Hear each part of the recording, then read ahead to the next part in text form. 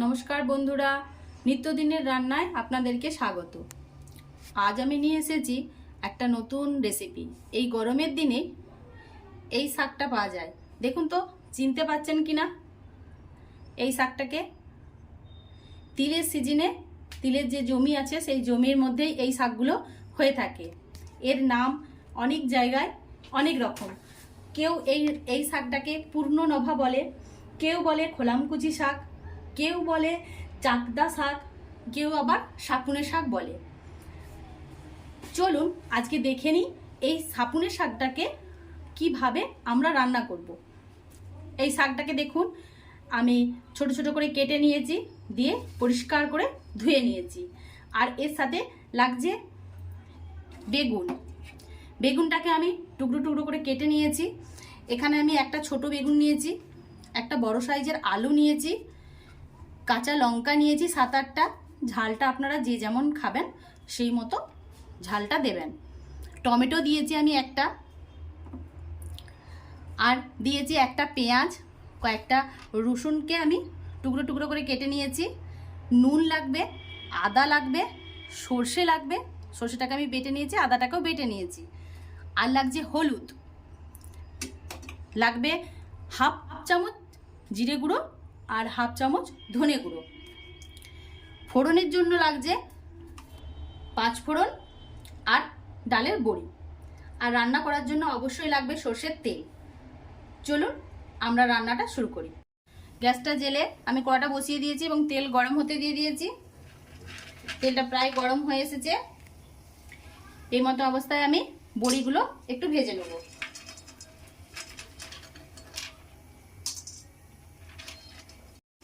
বড়িগুলো আমরা ভেজে তুলে নিলাম। এরপর আমরা 5 ফোড়নটা তেলের মধ্যে দিয়ে দিচ্ছি।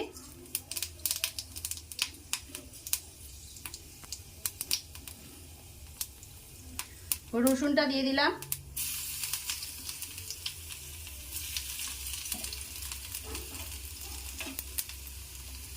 দেন পেঁয়াজটাও দিয়ে দিচ্ছি।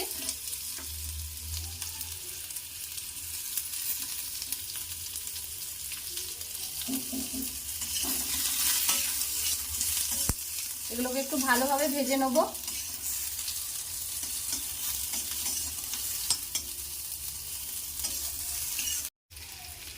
লঙ্কাগুলো দিয়ে দিলাম,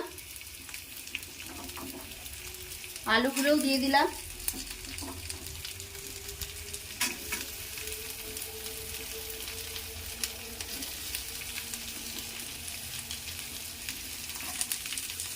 একটু নাড়াচাড়া করে নেবো ভালোভাবে।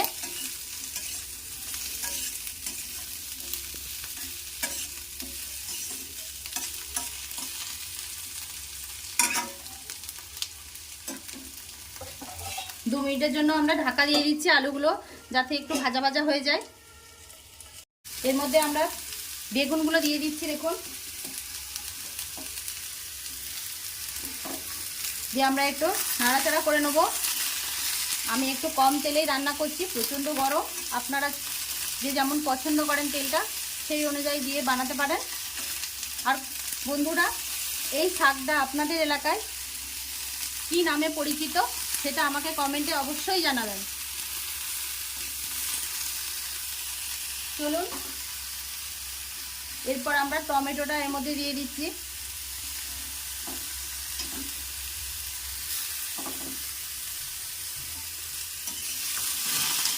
টমেটোটাকেও একটু ভালো করে নাড়াচাড়া করে নেব।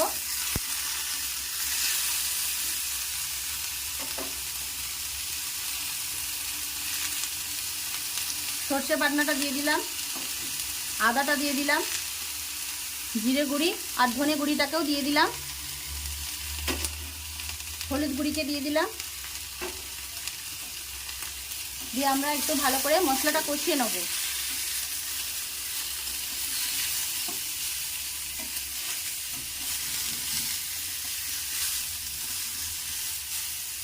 দু মিনিটের জন্য আমরা এটাতে একবার ঢাকা দিয়ে দেবো, যাতে সব সবজিগুলো ভালোভাবে কষানো হয়ে যায়। দেখুন আমার সব শাকগুলো দেওয়া হয়ে গেছে। আমি যে মশলাটা বেটেছিলাম তার জলটা ছিল, সেই জলটা আমি দিয়ে দিচ্ছি এখানে, দিয়ে এটাকে আমি চাপা দিয়ে রান্না করব।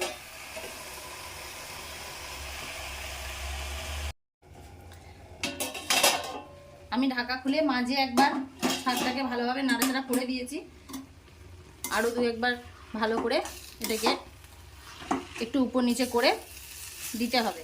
আপনারাও মাঝে এটা খুলে একটু দেখে নেবেন, হ্যাঁ, কেমন সেদ্ধ হয়েছে বা আলুগুলো সেদ্ধ হয়েছে কিনা।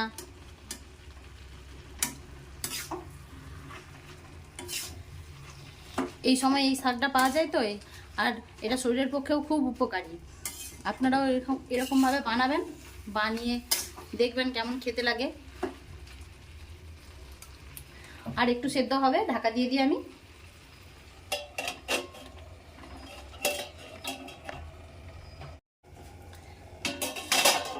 আমি ঢাকা খুলে মাঝে একবার শাকটাকে ভালোভাবে নাড়াচাড়া করে দিয়েছি, আরও দু একবার ভালো করে এটাকে একটু উপর নিচে করে দিতে হবে।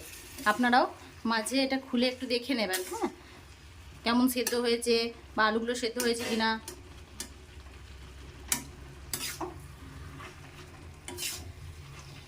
এই সময় এই শাকটা পাওয়া যায় তো, আর এটা শরীরের পক্ষেও খুব উপকারী।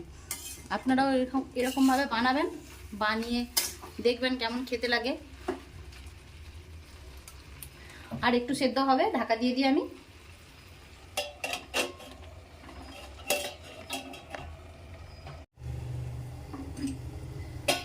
চলুন দেখি কেমনটা সিদ্ধ হয়েছে। একদম ভালোভাবে সিদ্ধ হয়ে গেছে, দেখতেই পাচ্ছেন, নরম হয়ে এবং মাখো মাখো হয়ে গেছে একদম।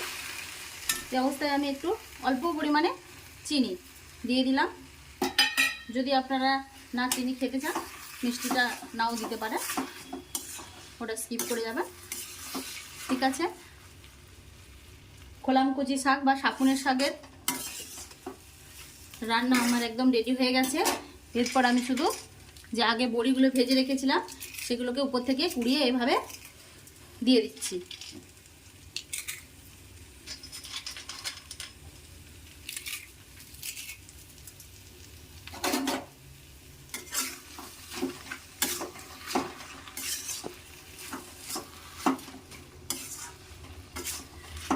এটা খুব সুন্দর খেতে লাগে গরম গরম ভাতের সাথে।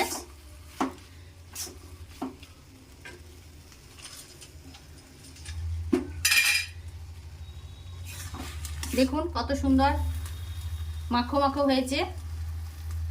আমি নামিয়ে নিচ্ছি শাকটা। এই শাকুনের শাকের ভিডিওটা যদি আপনাদের ভালো লাগে তাহলে আমার এই ভিডিওটা লাইক করে দেবেন, শেয়ার করবেন আর কমেন্ট করবেন। আর এটা অবশ্যই কমেন্ট করবেন যে আপনাদের ওখানে এই শাকটা কি নামে পরিচিতি। আর যদি ফেসবুক পেজ থেকে দেখেন তাহলে আমার পেজটা লাইক করবেন, ফলো করবেন আর ইউটিউব চ্যানেলটাকে সাবস্ক্রাইব করে বেল আইকনে প্রেস করে দেবেন, যাতে আমার রান্না দেওয়ার সাথে সাথে আপনাদের কাছে নোটিফিকেশন চলে যায়। আবার দেখা হচ্ছে আপনাদের সাথে নতুন একটা রেসিপির সঙ্গে। সুস্থ থাকবেন, ভালো থাকবেন, নমস্কার।